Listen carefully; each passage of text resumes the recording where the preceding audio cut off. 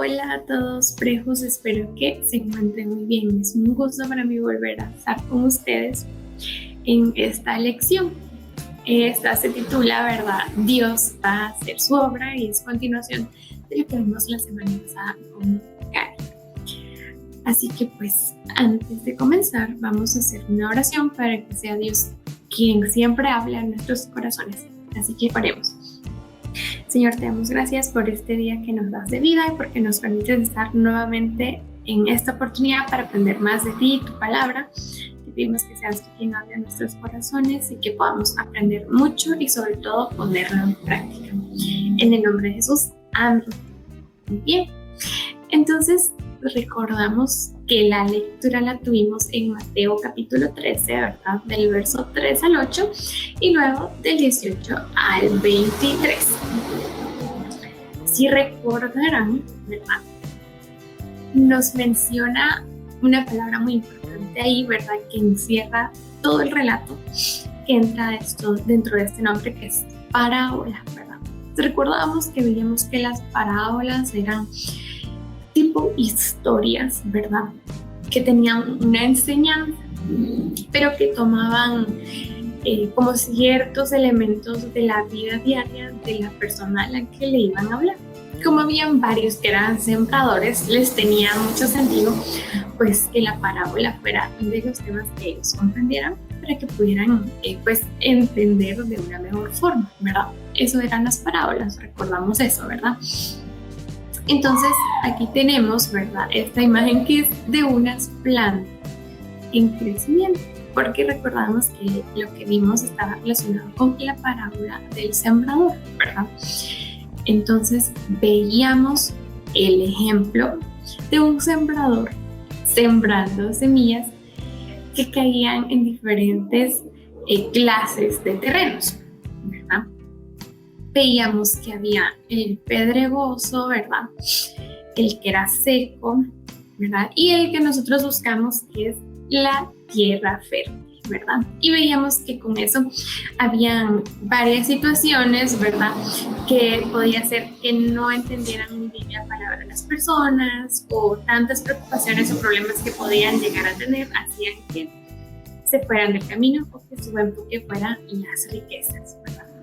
Entonces, algo muy importante comprender es que primero nosotros debemos de pedirle al Señor que nuestros corazones sean esa buena tierra para que logremos guardar su palabra dentro de nosotros. Eso es algo muy importante de hacer primero.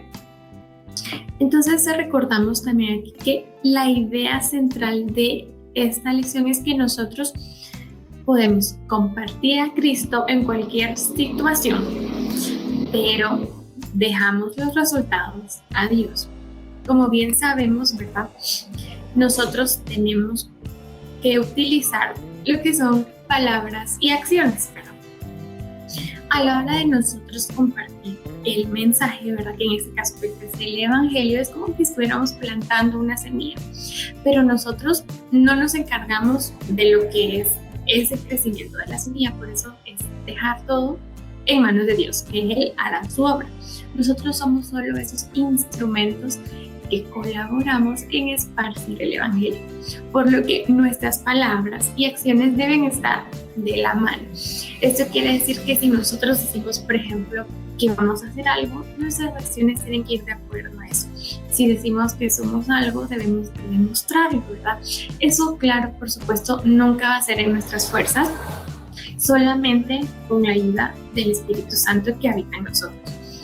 Y por medio de la oración, ¿verdad? Nosotros al pedirle a Dios que nos ayude, Él nos escucha, Él es fiel, Él atiende a lo que nosotros queremos decirles y como es en beneficio, ¿verdad? De que más personas sean salvas, Él por supuesto que nos va a ayudar a que nuestras palabras y acciones estén de acuerdo, ¿verdad? Que vayan en lo que es concordancia y no se contradigan.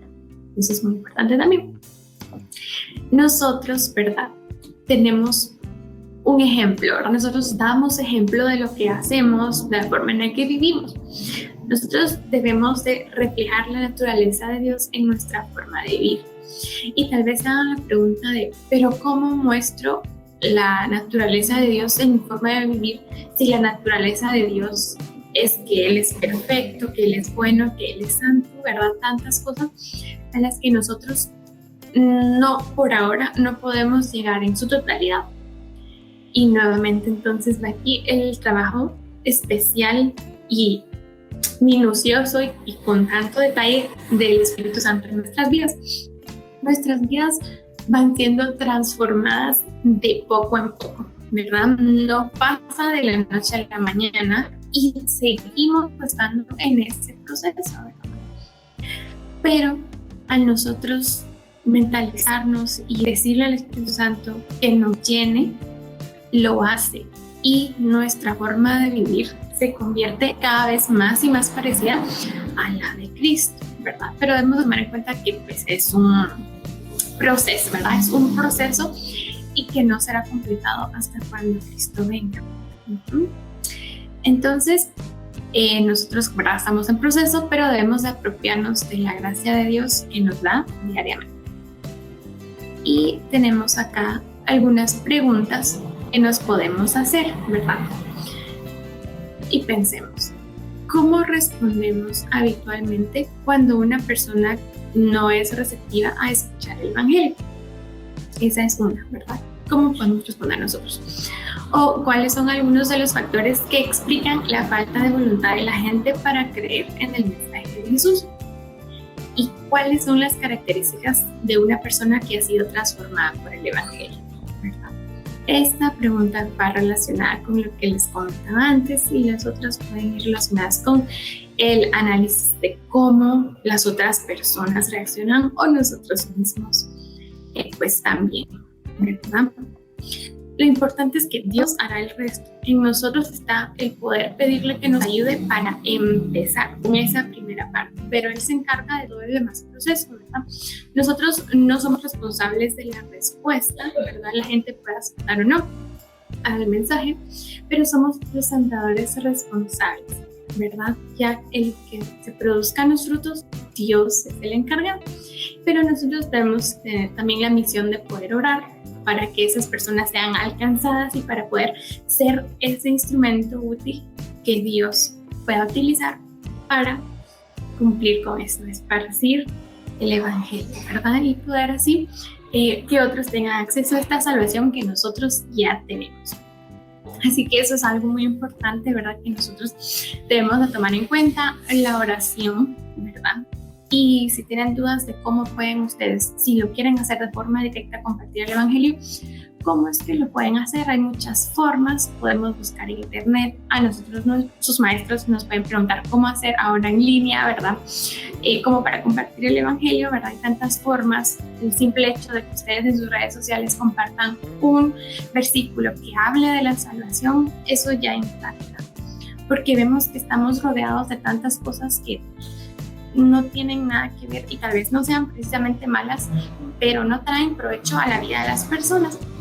Entonces nosotros ahí podemos hacer la diferencia en compartir algo que verdaderamente está enfocado en las cosas eternas, ¿verdad? Y no las cosas terrenales. Así que espero que se puedan quedar con eso en su mente, que Dios bendiga mucho sus vidas y los ayude a poder enfocarse igualmente en las cosas eternas y puedan ser esos instrumentos que Dios tanto desea para poder esparcir el Evangelio, ¿verdad? Que Dios los bendiga mucho y si Dios lo permite, nos vemos en una próxima donde seguiremos aprendiendo más de su palabra y nos vemos. Que Dios los bendiga mucho.